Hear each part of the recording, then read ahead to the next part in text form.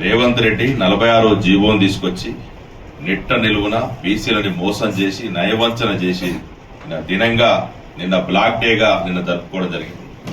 దానికి కొనసాగింపుగా 46వ జీవోను తీసుకొచ్చి ఎన్నికలకు వెళ్తున్నటువంటి కాంగ్రెస్ సర్కారును నిలదీయడానికి మొత్తం రాష్ట్ర వ్యాప్తంగా బీసీలని తేనెబూసిన కత్తిలాగా నమ్మించి తేనె అంటుకుంటా ఉంటే తీయగా ఉంటా ఉంటుంది కానీ కోస్తుంటే రక్తం రాదన్నట్టుగా అట్లా మొత్తం బీసీలను కోసి ఉన్న రిజర్వేషన్లు తగ్గించి 24 నెలల నుండి ఒక నాటకాన్ని భాగవతాలు నాటకాలు కూడా పనికిరావు వాళ్ళ కింద, సినిమా నటులు కూడా పనికిరావు రేవంత్ రెడ్డి కింద. ఆ నయవంచన నాటకాలు ఆడి మోసం చేసినటువంటి రేవంత్ రెడ్డిని మరొక్కసారి ఎట్లా ఎదుర్కోవాలి? జరుగుతున్నటువంటి నష్టం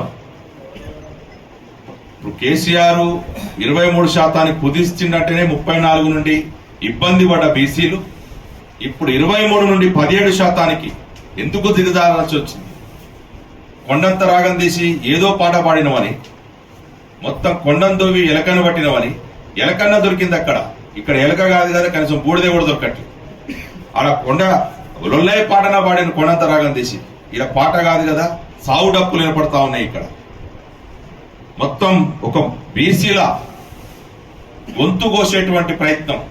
మొన్నటిదానిక కోట్ల పేరుతోటి మరో నాటకం ఆడినటువంటి రేవంత్ రెడ్డి జీవోల పేరుతోటి, ఆర్డినెన్స్ల పేరుతోటి నాటకాలు ఆడినటువంటి రేవంత్ రెడ్డి ఇప్పుడు మరలా జీవో పేరుతోటి 46 జీవో పేరుతోటి రాష్ట్ర వ్యాప్తంగా ఉన్నటువంటి బీసీలు ఎంతో ఆశలతో ఉన్నటువంటి ఎన్నో సంవత్సరాల సంధి ప్రజలకు సేవ చేస్తూ గ్రామీణ ప్రాంతాల లోపల పోలీస్ స్టేషన్లున్నా, రెవెన్యూ సమస్యలున్నా, కలెక్టర్ సమస్యలున్నా, ఎంఆర్ఓ సమస్యలున్నా స్థానికంగానే ప్రజల్ని అంటిపెట్టుకుని ఉన్నటువంటి సర్పంచ్ అభ్యర్థులకు, బీసీ అభ్యర్థులు, వార్డు మెంబర్లు, ఉప సర్పంచ్ స్థాయి కలిగినటువంటి నాయకులందరికీ కూడా ఈరోజు మొన్ననే హైకోర్టులో పిటిషన్లు వాదన జరుగుతున్నప్పుడే రిజర్వేషన్ల ప్రక్రియ ప్రకటించి రాష్ట్ర వ్యాప్తంగా 42% బీసీలని తీసినమని చెప్పేసి 42% ప్రకటించినటువంటి రిజర్వేషన్ల టోటల్ అన్ని గ్రామాల్లో ఈరోజు జనరల్ గా మారినటువంటి పరిస్థితి.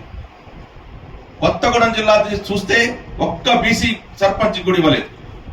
మహబూబాద్ జిల్లాలో 3% ఇస్తారు. నాగర్ కర్నూలు జిల్లాలో 9% ఇస్తారు. ఆసిఫాబాద్ జిల్లాలో 1.5% ఇస్తారు.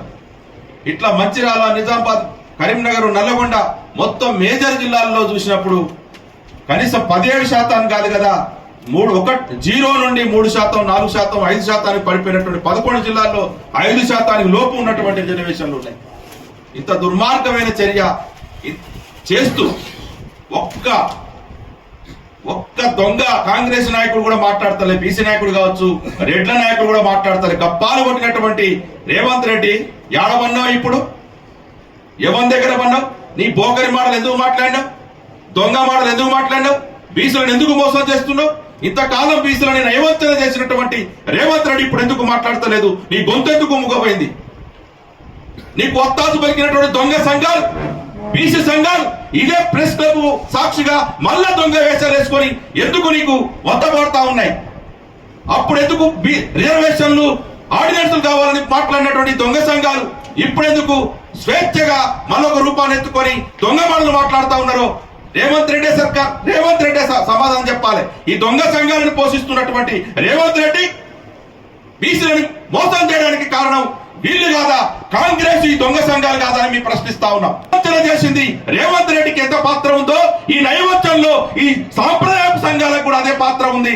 బీసీలను వంచడంలో, మోసం చేయడంలో ఈ సంఘాలు కీలకంగా పనిచేస్తా ఉన్నాయి. మరొక రూపం ఎత్తి గాంధీ భవన్ ముట్టడి పేరుతోటి, అంబేద్కర్ సాక్షిగా రకరకాల రూపాలు ఎత్తుకొని పూలే పేరుతోటి మళ్ళా బీసీలని మరొక రూపంలో మోసం చేసేటువంటి కుట్ర చేస్తా ఉన్నారు. మీ వైఖరి, సంఘాల వైఖరి స్పష్టం చేయాలి. మేము మొదటిసారి చెప్తా ఉన్న బీసీ పొలిటికల్ ఫ్రంట్ గా 42% బీసీ రిజర్వేషన్ల సాధన సమితిగా ఇది దొంగపు జీవోలు, దొంగపు ఆర్డినెన్సులు, బూటకపు మాటలు నయవంచన చేస్తా ఉన్నాడు రేవంత్ రెడ్డి అని ఈ సంఘాలు పాలాభిషేకాలు చేస్తూ, క్షీరాభిషేకాలు చేస్తూ ఆయన చుట్టూ మోకరిల్లుతూ తిరిగి వారు చేసే బిచ్చపు మెతుకులకు ఆశపడి ఈరోజు ఈ ప్రవర్తన చేస్తా ఉన్నాయి. మేము ప్రశ్నిస్తూనే ఉన్నాం. అందుకే 23% కొనసాగేటువంటి రిజర్వేషన్లు 17% కుదించినాయి. మళ్ళా ఎన్నికల కమిషనే ప్రకటిస్తే 17% బీసీ ప్రజాప్రతినిధులు కావచ్చు, ఎమ్మెల్యేలు కావచ్చు, రాజ్యసభ సభ్యులు కావచ్చు, కార్పొరేషన్ చైర్మన్లు కావచ్చు, బేషరతుగా రాజీనామా చేసి మాతో పాటు ఉద్యమంలోకి రావాలని చెప్పి డిమాండ్ చేస్తా ఉన్నాం. పనికి మాలిన బీసీల రక్త మాంసాలతోటి కురుగుతున్నటువంటి బీసీ ప్రజాప్రతినిధులారా రండి, ఈ సమాధానం ఏం చెప్తారు? నిశ్చిక్కుగా ఇంకా పదవులు అడ్డు పెట్టుకొని ఉన్నారు. ఏ ముఖం పెట్టుకొని ఇంకా బీసీ అని బతుకుతారు? బీసీ పేరుతో ఎందుకు బతుకుతా ఉన్నారని చెప్పేసి ప్రశ్నిస్తా ఉన్నా. అగ్గై మడుతా ఉంది బీసీ సమాజం అంతా. చూస్తా ఉన్నారు కదా, ఎక్కడికక్కడ నిశ్శబ్ద విప్లవం లాగా ఉంది. ఏం చేయాలో అర్థం కాని పరిస్థితుల లోపల సర్పంచ్ అభ్యర్థులు, వార్డు మెంబర్ అభ్యర్థులు, ఉప సర్పంచ్ అభ్యర్థులు ఎదురుస్తూ ఉన్నారు. లేదు, ఎంతకాలం మా ఊళ్ళే కదా, మా ఊళ్ళే కదా, లంగైనా దొంగైనా బీసే కదా అని చెప్పేసి ఎంతకాలం కలుపుకొని పోతాం? వాడు నిశ్చిక్కుగా బట్టలిప్పుకొని ఇంకా బీసీ పేరుతోటి, సంఘాల పేరుతోటి ఈ పార్టీలకి, మోసం చేసిన పార్టీలకి డైరెక్ట్ గా ఇండైరెక్ట్ గా వారికి కొమ్ముగాస్తా ఉంటే వారి బట్టలిప్పాల్సిన అవసరం ఉంది. అసలు వీళ్ళని ఇదే మనోరు చెప్తా ఉంటారు, బీహార్ లో అయితే కాచు చెప్తారు ఇట్లాంటి దొంగ సంఘాలు పెట్టుకున్న నాయకులందరినీ కూడా అని చెప్పేసి అంటా ఉన్నారు. ఆ చర్య జరగాల్సిన అవసరం ఉంటది.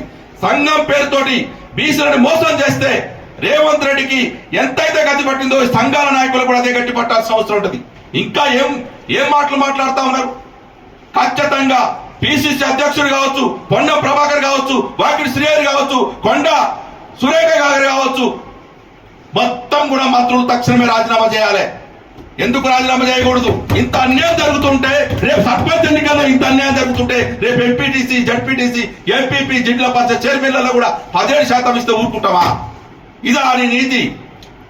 ఏ ప్రయత్నం చేయకుండా కేసీఆరే ఒక మోసగాడు పీసీలని మోసం చేసిందంటే అంతకంటే గజ మోసగాడు రేవంత్ రెడ్డి దొరికింది. కాబట్టి ఈ మోసగాలని ఎండగట్టేటువంటి అందుకే అంటా ఉన్నాం, రాష్ట్ర వ్యాప్తంగా 12,763 గ్రామ పంచాయతీలుంటే 12,700 గ్రామ పంచాయతీలు బీసీ, ఎస్సీ, ఎస్టీల రిజర్వేషన్లు తీసేసి జనరల్ స్థానాల్లో బీసీలకు ఇచ్చిన స్థానాల్లో పోటీ చేసుకుంటూ జనరల్ స్థానాల్లో ఎస్సీ, ఎస్టీ, మైనార్టీలను కలుపుకొని అన్ని స్థానాల్లో పోటీ చేయాల్సిన అవసరం ఉంటది. అగ్రకులాలు అప్పనంగా సంపాదించినటువంటి రియల్ ఎస్టేట్ల పేరుతోటి, మందిని ముంచి పైరవుల పేరుతోటి, కాంట్రాక్టర్ల పేరుతోటి అప్పనంగా సంపాదించిన రెడ్డి సర్పంచులు, అగ్రకుల సర్పంచులని నెట్టరులను ఓడదెంగాల్సిన అవసరం ఉంటుందని చెప్పేసి మేము ప్రకటిస్తా ఉన్నాం. ఓ బీసీ మేలుకో, నీ గ్రామాన్ని బీసీ, ఎస్సీ, ఎస్టీ, మైనార్టీలతో కలుపుకొని ఆ గ్రామాన్ని కైవసం చేసుకో, ఏలుకో అని చెప్పి పిలుపునిస్తూ సెలవు. నమస్కారం.